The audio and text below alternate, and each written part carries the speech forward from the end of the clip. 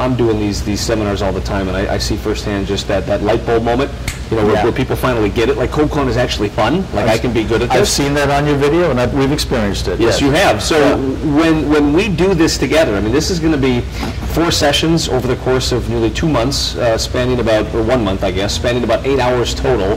What is it that you're most looking forward to? I mean, what is it that you're really looking forward to seeing and seeing the attendees get out of something like this? Well, the first thing, when you define it as being 8 hours, the first thing that comes to mind for me is that there's not anything that anyone's ever gotten great at, even good at, in doing it less than 8 hours. Because that's what they do for a living. I would suggest it's a very small amount of time to spend. And in addition, it's not going to be just 8 hours, it's going to be more than that, because they're going to have to exercise and practice what they learn. So it's an opportunity to share and actually to dispel some myths, certainly of cold calling, and to share with people why cold calling can and does make sense. Yeah, that makes a lot of sense. And I think for me, you can always tell who these people are, but a number of these people go to the seminar, I think, or these sessions, just to see what all the hype is about. I mean, they're expecting that they're not going to learn anything. They're expecting, well, this is stupid. This guy's not going to convince me of anything. But within about 10 or 15 minutes, you start to see that ice thaw. You start to see it melt. And for me, the most transformative thing is when you have these people come in, stone-faced, serious, saying that this is never going to work. I've been to 1,000 of these seminars in 100 different ways. And then when you slowly start to see that light bulb go on, but by the time they're done, this sounds fake. You've experienced it. Your team has experienced it, so you know firsthand. Yeah. But to see them leave basically excited to get back to the office to cold call, excited to get back to cold call. The people that attend these events, without question, are going to start to witness that within the first 30 minutes of session 1. And with all the training that we've got in store, with all the things that we're going to share with them, I'm just excited to see how quickly they get out of there to rush back to their phones to try it out, because it works, and they're going to find that out real quick. Yeah, I remember that first day very clearly. It's like, there's other people on the planet that get this and get it in a really, really profound way. And it's not rocket science. It's just someone else who really took the time to study why this makes sense. And in a much deeper way than I understood with regard to even just cold calling. I personally wasn't applying it the same way that you teach it. But that makes it even that much more powerful, because I feel like I've been a good student of psychology, human behavior in my life. This takes it to another level that is outstanding. Yeah. But why not just keep all this information to yourself? I mean, your team is crushing it. As you know, I mean, we've done an awful lot of work together over the past 18 months, and to say that I'm proud of your producers and all the great stuff you guys have done would be a gross understatement. But you guys have all the secret sauce now. I mean, we're expecting hundreds of people to attend these 4 sessions over the course of 8 hours. I got to ask Tim, why not just keep this secret sauce to yourself? Why do you want to take this guy, these modalities, these best practices that you have access to, and share it with everybody you know? I mean, what is the driving force behind that? It's always been a dream of mine to do more than just risk management, to teach companies additionally how to fish, and ideally with nets as opposed to fishing poles. And this is a very effective way of doing that. One of the highlights of my morning, every morning, is checking my email and looking at your producers just excitedly talking about the business that they're closing. I mean, for me, and then like you said, you can fool somebody once or twice, but to continually fool people over and over and over again is not possible. Yeah. So to see your team's cold call success rate, to see them bringing the value add proposition that you're talking about, something that feels right, we know we're going to give before we get, and to see all the business that just comes as a result of that has just been extremely exciting for me. And the fact that the organizations that you care about, the people that are already connected with you, the people that don't know a lot about the Starr Group, the fact that they're going to experience this firsthand, it's just an honor for me to be a part of that. Well, I appreciate that comment. That's very kind. It really does come down to the discipline of the individual, to learn it and to practice it. But it's a formula that works, and that's what's exciting about it. Not only do I have to try to show individuals and organizations that this works. I mean, the average cold call success rate is about 7%. I mean, so if you're getting 7 appointments out of 100 calls, you're considered good. So not only do I have to take some of these skeptics and show them that this process works and that they can be very effective at this, I've got to counter this culture that firmly believes cold calling is dead. When people say, they look at me and they go, well, we would never need to cold call because we work exclusively on referrals. For me, I can never fathom that. I think referrals are a big part of your business, but to only work on referrals makes no sense. You've got no control over who sends you referrals. You've got no control over the type of referrals that they send you. And I have conversations with people in your position from time to time, and I'll say, describe to me your ideal client. And bear with me real quick. So somebody might say, well, it's a manufacturing organization with 2,000 employees, does $100 million in revenue, and their CEO's been in place for about 10 years. I say, awesome, that sounds like a great company. Yeah. And then I ask him or her, whoever I'm speaking with, I say, how many phone calls do you receive from an organization just like that wanting to hire you? And they go, well, none. Almost like what kind of a dumb question is that? Of course I don't get calls like that. Mm-hmm. I'll say, well, how many people knock on your door saying they'd like to hire you that meet that criteria? None, just as absurd. How many referrals do you get from people that meet that criteria? I wish. Yeah. So for me, that's why you need to cold call. If your ideal clients aren't going to come to you, you need to go to them. Yeah. If your ideal clients aren't going to call you, you need to call them. And I think what your team is seeing, which I firmly believe, is that's why cold calling is not a numbers game. That's why it's not quantity and it's all quality. Mm-hmm. We have to hunt the big game because they're not going to come find us. And if we can teach your contacts and the people you care about how to do that, I think this is going to be a crazy successful endeavor. When you compare the two methodologies, there's no comparison at all from a timeline standpoint. Mm-hmm. The cold calling coach methodology is much more effective from a timeline than it would be if you were doing it in a traditional method. Yeah, and that's very important to an ROI.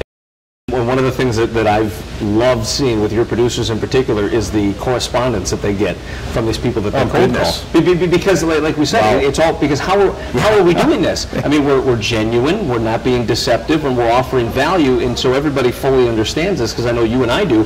We're not talking about value based on the services that you're paid to provide. Like, I'll give you 24/7 customer support. You're paid to do that. This is value above and beyond the services that you're paid to provide.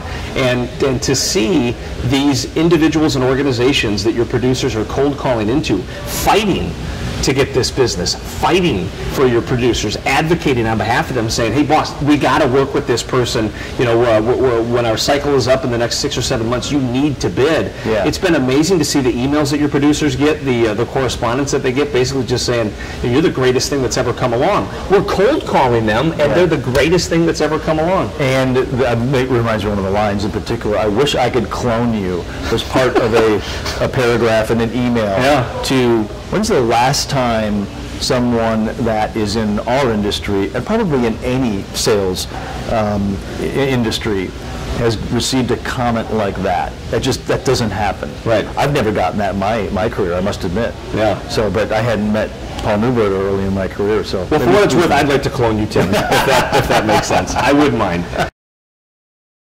But what I love about what we're doing on a micro level with the Starr Group, but what we're going to do on a more macro level with this series, is I think we're forever changing the way sales is done. It started with cold calling, but so many of the things that we're talking about transcend cold calling. High-level differentiation transcends cold calling. I mean that could be done in an email, in LinkedIn. The elevation of a prospect's mood, getting them to hang on your every word, piquing curiosity, creating urgency. Those are all things that transcend cold calling. And what I think is, because we're leading with value, because we're offering them something, because we're going above and beyond the services that we're paid to provide on a cold call, I think this is the start of forever fundamentally transforming the way that selling is done. Because at the end of the day, and we'll talk about this in the training, do people buy people first usually, or do people buy companies first? Right. And it's a resounding people buy people. Of course. I can get risk mitigation strategies and services anywhere, but I can only get Tim Starr in one place. Yeah. So once I buy Tim Starr, then I buy your company. I think if I really had to be honest and say, where did I start getting good at this? It probably came in my undergraduate college days. I played a lot of No Limit Texas Hold'em, cash games on the side. And I was very, very good at poker, primarily because I followed the old adage. I didn't play the cards, I played the man or the woman. You know, I was just kind of, watching the person, looking for tells, kind of looking at how when they're putting their chips in, what kind of their mannerisms are. And when you get really good at playing the person, you win a lot of card games. And I think the same is true with cold calling. When I say play the person, make no mistake, and you know this, we're not talking about being deceptive or misleading, but what taps into their self-interest and self-preservation. If I'm calling a CEO that person has a different self-interest and self-preservation than the VP of sales. If I'm calling the VP of sales versus the HR director, and I know some of your producers are calling people all across the board, people are driven by self-interest and self-preservation. I'm not greedy necessarily, but I could lead with, I could save your organization money. That's fine. Yeah. But that really doesn't tap into my self-interest and self-preservation. But if I can offer you value that really does and hits you at that deep visceral level, yeah, my goodness, now all of a sudden I become an indispensable commodity, just like a lot of your producers are. Yeah. So for anybody that's on the fence, you know, do I want to go to this thing? Do I not want to go to this thing? What is one message you'd leave these people with that are on the fence? They're trying to decide, is it worth my time? Is it worth, in my opinion, the very small investment that we're asking them to make? If somebody's on the fence, what would you tell them to try to push them over the edge to say, hey, you really want to be a part of this opportunity? This is not only going back to something that no one is doing, it's honoring it in a way that's never been done before. And there's a lot of books out there. I've read a ton of them, but everybody puts things together in a little bit different way. And I think what's happened in your situation, what I know has happened in what you're doing as Paul Neuberger, the cold call coach, is recognizing and taking advantage of bits and pieces that have not been infused into this behavior in the past. That is the one point that I want to get across. So it is and can be a very, very sharp tool, perhaps the sharpest tool that you have, again, like anything else, with practice though. Yeah. So. And I think, I mean, I'm biased. I mean, obviously it's nice to hear you say these things. I think we've cured cold calling once and for all. I think we've taken this problem that has just befuddled salespeople forever and solved it and fixed it. And I think the people that attend these seminars are going to be amazed at how simple it is. Probably going to be amazed to say, it took me to listen to this guy to speak, to put the dots together. But everybody, I think for the most part, knows the answers to the test. They just need someone to bring it all together. Your producers have experienced that, and I think for a very small investment of time, the people that attend this series are going to walk away saying, it makes total sense and it feels good to boot. There's a lot of angst in people making cold calls. Right. And what you're doing is you're giving them permission to remove the angst. And not just because you're giving them permission, but because the method actually allows you to do that, to take the angst and put it over here, because I'm not calling and asking for something out of the blue when there's no reciprocity that is taking place. Yeah. It's the whole methodology that allows, and this is something, frankly, that I've heard with some frequency from within our own organization, is it's nice not to call and have the angst and the discomfort of the cold call. Absolutely. So that is a cure. Yeah, well, sure. Yeah, I mean, phone phobia, it can be classified as a disease. I mean, I've had people that say they don't sleep at night because they know they have to cold call. People that get physically sick because they have to cold call. So to be able to remove them from that toxic situation has been great. I'm really honored to be working with such a wonderful organization like the Starr Group in this series. I wish it was tomorrow, but I'm really excited to unveil this. I look forward to doing this with you. And again, I think the organizations that you're connected with that are going to partake in this are going to find a lot of value. And again, it's just real humbling to go through this journey with somebody I admire as much as you. Well, thank you.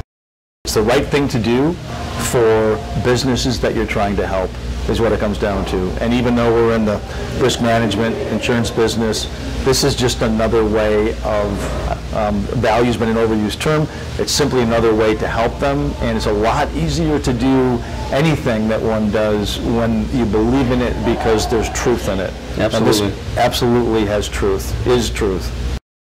Well, you've heard it from Tim Starr first. If you're looking for something to do, if you're looking to cure your cold call success rate, just trying to learn something new that's going to get you to think outside the box, we've got 4 sessions for you, 8 hours worth of training, and if you want to be as happy as this guy looks, I would highly recommend you go. We'll see you there. I didn't know that we were being filmed.